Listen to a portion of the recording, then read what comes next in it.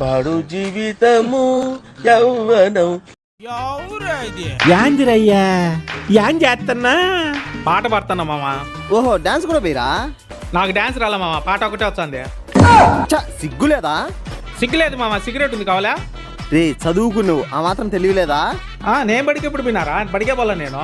అందుకే పోయింటే తెలిసిండేది. ఏంది పాస్ పోసుకోవడం బడికి పోయి నేర్చుకోవాలా? ప్రభుత్వం పరిసరాల్ని పరిశుభ్రం చేయాలని చూస్తా ఉంటే నీలాంటి వాళ్ళే పాడు చేసి పెడతాను. అర్జెంట్గా వస్తుంది, ఆడపోయాలా? రా నేను చూపిస్తా ఏడబోయాలో.